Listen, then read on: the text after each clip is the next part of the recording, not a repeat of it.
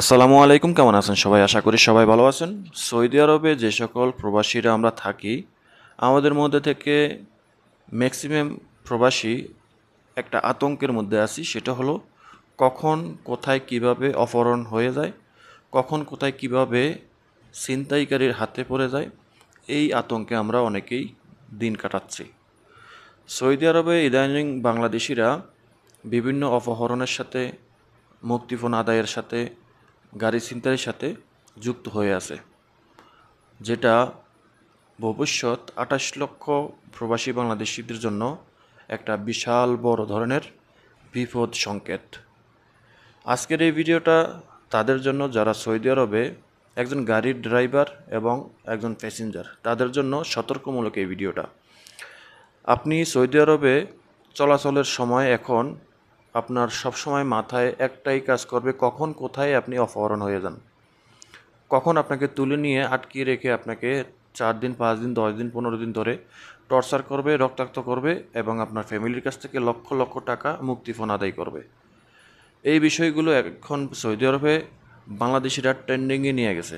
যে কোনো সময় সৌদি সরকার বড় ধরনের একটা নিষেধাজ্ঞা দেওয়ার সম্ভাবনা আছে, আর যদি দেয়ও কখনো, তাহলে ধরে নেবেন সেটা ভিসার উপরে নিষেধাজ্ঞা দিবে। তো যাই হোক, আসি মূল কথায়। সৌদি আরবে আপনি একজন ড্রাইভার কিংবা আপনি একজন প্যাসেঞ্জার, আপনি এই অপহরণ এবং ছিনতাই থেকে বাঁচতে হলে আপনাকে যেই টিপস অবলম্বন করতে হবে, সেটা যদি আপনি অবলম্বন করেন তাহলে আপনি 100% নিরাপদ থাকবেন, 100% আপনি রিস্ক মুক্ত থাকবেন। আর সেটা হলো কি, ধরেন আপনি একজন ড্রাইভার, আপনি একজন প্যাসেঞ্জারকে নিয়ে কোথাও যাবেন। এখন সেখানে একজন প্যাসেঞ্জার না, 3জন 4জন প্যাসেঞ্জার হতে পারে। এখন আপনি কিভাবে বুঝবেন তারা ভালো মানুষ নাকি স্ক্যামার কিংবা অপহরণকারী? আপনার তো বোঝার কোনো কায়দা নেই। তো আপনাকে যেটা করতে হবে, আপনি 3জন 4জন 2জন ড্রাইভার যখন আপনি উঠাবেন, তাদের ছবি তুলে নেবেন। এটা আপনাকে অবশ্যই করতে হবে। তাদের ছবি তুলে আপনার মোবাইলে নিয়ে নেবেন।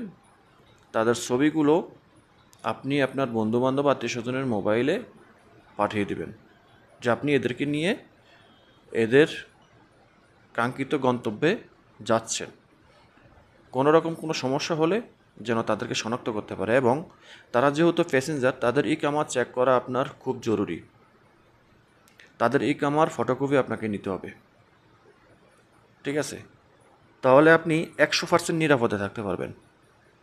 এবং উভয়ে, আপনি একজন যদি প্যাসেঞ্জার হয়ে থাকেন, আপনি একটা গাড়িতে উঠবেন, একজন বাংলাদেশি বা যে কোনো লোকের গাড়িতে উঠবেন, আপনাকে যে কাজটা করতে হবে, ফার্স্ট অফ অল আপনাকে গাড়ির ছবি তুলতে হবে, গাড়ির নাম্বারটা নিতে হবে, গাড়ির নাম্বারটা, এবং আপনি ড্রাইভারের ছবি নেবেন।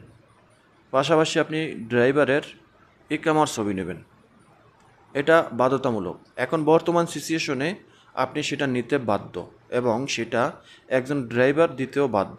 সে যদি একজন সলিড লোক হয়ে থাকে, সে অবশ্যই আপনাকে তার পরিচয়পত্র দিবে যে ভাই আমি সলিড লোক, আপনি নেন, সমস্যা নাই।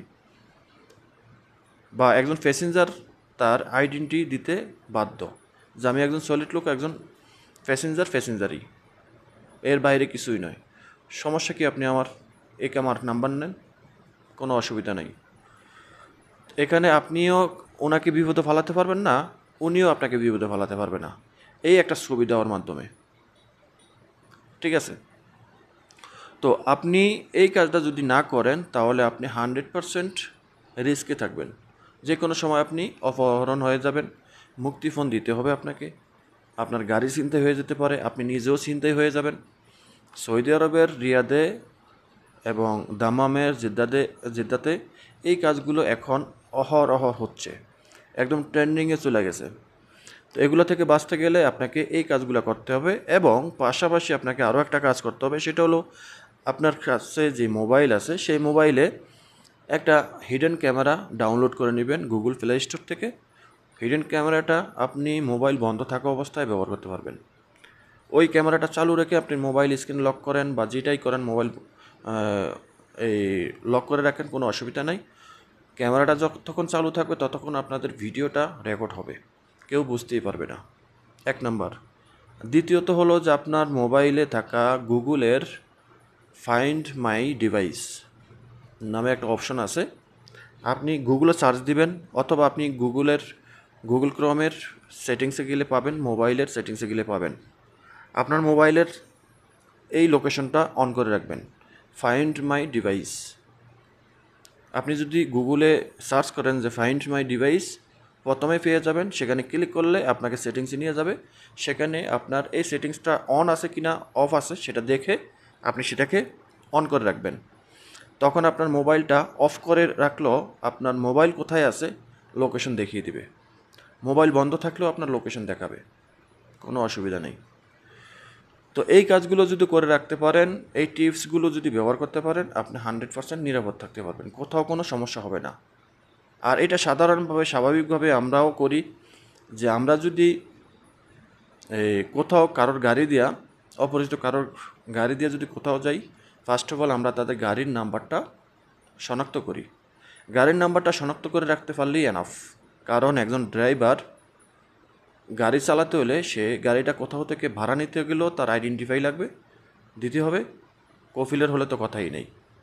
গাড়ির ছবিটা নিতে পারলে আপনি ড্রাইভারকে যে কোনো জায়গা থেকে শনাক্ত করতে পারবেন। আর আপনি যদি একজন ড্রাইভার হয়ে থাকেন তাহলে আপনার এটা একদম কর্তব্য, এটা আপনার কাজ। একজন প্যাসেঞ্জারের আইডেন্টি আপনাকে সংগ্রহ করতে হবে, তার ইকামা আছে কি না ইকামা সংগ্রহ করতে হবে। ইকামা সংগ্রহ করতে পারলেই আপনার আর কোনো রিস্ক থাকবে না।